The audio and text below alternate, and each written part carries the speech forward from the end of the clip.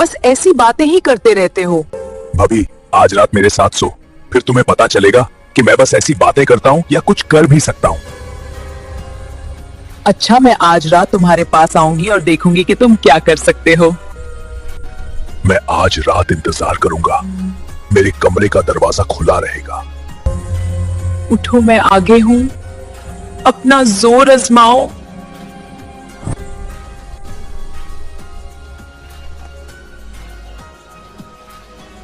उठो। मेरी शादी के दिन मेरा 14 साल का देवर आदित्य बहुत खुश था। मैं उसे हमेशा अपना छोटा भाई मानती थी और वह मुझे भाभी कहता था। राज की मौत के कुछ दिनों बाद मैं अकेले सोने से डरने लगी, इसलिए मैंने आदित्य को अपने साथ सोने की इजाजत दे दी। यह सर्दियों की एक रात थी। एक ही बिस्तर पर सोना बहुत अजीब लग रहा था। राज की मौत के बाद मेरी जिंदगी बहुत मुश्किल हो गई थी, लेकिन मैं कब तक इसी हाल में जीती रहूंगी। उस रात मैंने सोचा कि आदित्य को एक बार आजमा लूं। मैंने आधी रात को उसे हिलाया। वह गहरी नींद में था। जैसे ही मैंने उसे छुआ, हैरानी से मेरी आंखें खुल गईं। राज की मौत को अभी सिर्फ 2 दिन हुए थे। घर में कोई ससुराल वाले या भाई बहन नहीं थे।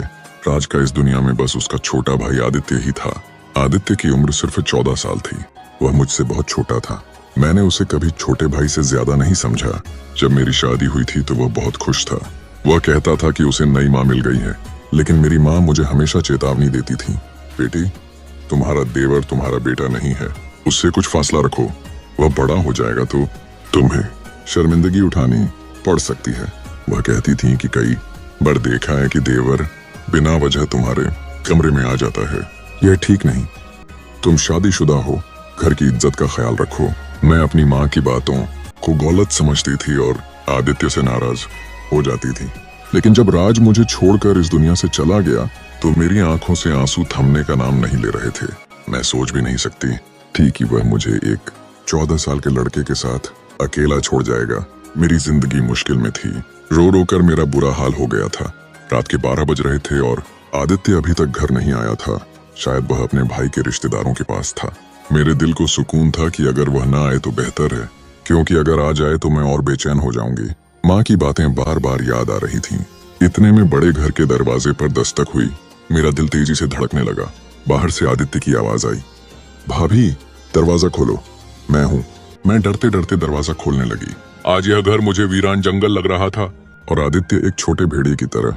पता नहीं क्यों मैं उसके बारे में इतना बुरा सोचने लगी थी। भाभी, आपने खाना खाया? उसने मासूमियत से पूछा। उसकी नजरें नीचे थीं और हाथ में एक थैला था।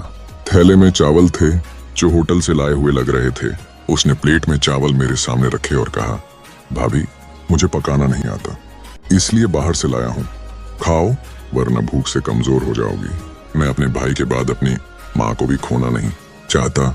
आदित्य की आंखों में भी आंसू थे।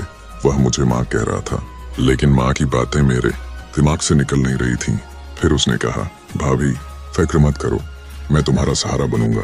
तुम इस घर को कभी मत छोड़ना। वह बहुत भावुक था। मेरे दिल में उलझने थी। फिर उसने अजीब बात कही, भाभी, आप इस कमरे में सो जाइए। दूसरा कमरा छत के पास है, वहां मत रहो। अब सबको पता है कि भाई मर गया है। कोई बुरे इरादे से घर आ सकता है। मैं हैरान थी कि 14 साल का लड़का इतनी बड़ी सोच रख सकता है। मैंने सोचा यह ठीक है। पहले मैं और राज छत वाले कमरे में रहते थे।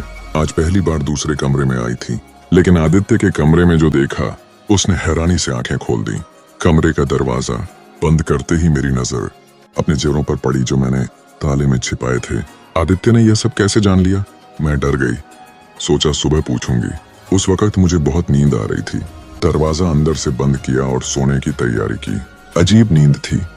पिछले 2 दिनों से नहीं सोई थी, लेकिन आज आदित्य के लाए चावल खाने के बाद आंखें भारी हो गईं।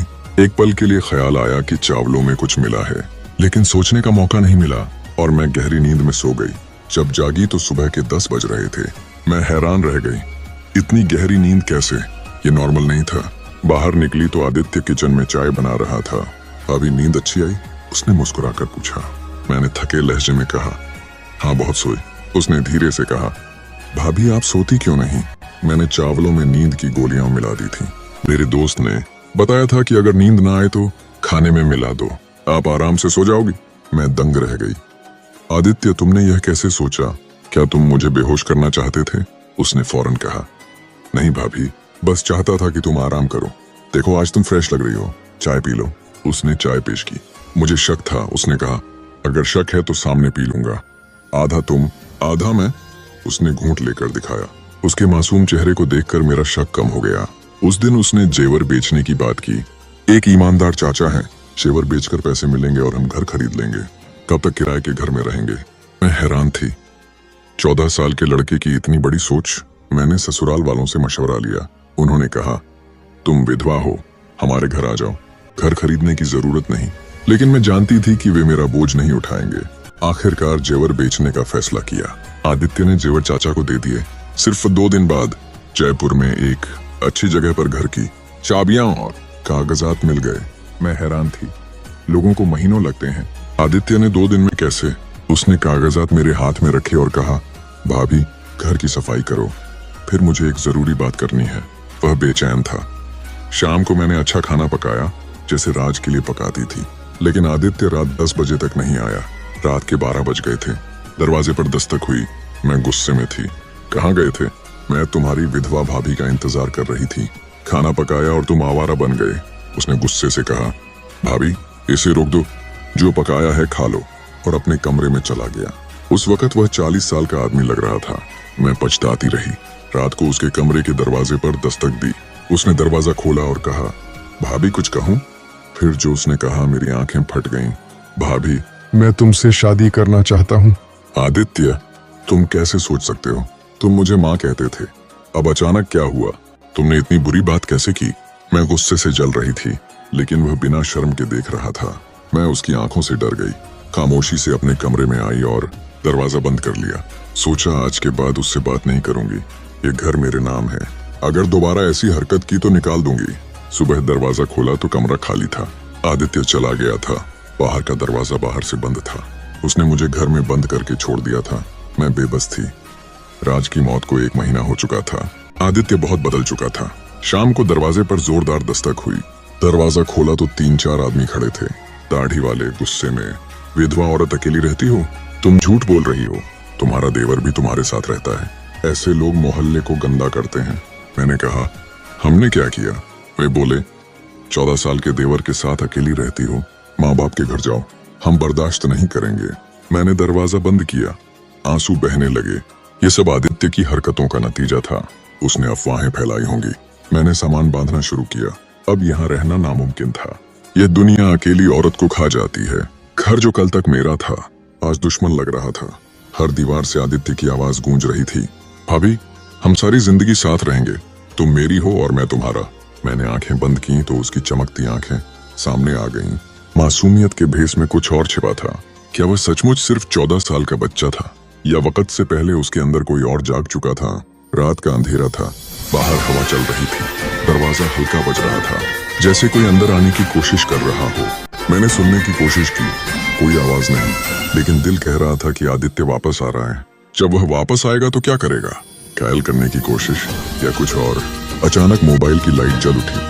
अनजान नंबर से मैसेज, भाभी दरवाजा खोलो, मैं बाहर हूँ, तुम्हें अकेला नहीं छोड़ सकता। मेरा जिस्म कांप गया। फोन हाथ से गिर गया। दरवाजे की तरफ देखा। दस्तक जोर पकड़ गई। भाभी दरवाजा खोलो, मैं तुम्हारे बिना नहीं रह सकता। मैंने सांस रोक ली। क्या दरवाजा खोलूं? क्या ये मेरी आखिरी गलती होगी या नई शुरुआत? मैंने बैग नीचे रखा। दिल की धड़कन सुन सकती थी। दरवाजे की तरफ बढ़ी, हैंडल पर हाथ रखा। सोचा, यह दुनिया अकेली औरत को खा सकती है, लेकिन अब मैं डरने वाली नहीं। अगर आदित्य वापस आया तो सामना करूंगी, अगर नहीं तो अकेली रहूंगी। मैंने सिर उठाया। रात की तारीकी में दरवाजा खोला और जो मेरे सामने खड़ा था उसने मेरी जिंदगी हमेशा के लिए बदल दी। ये मेरी आज की कहानी।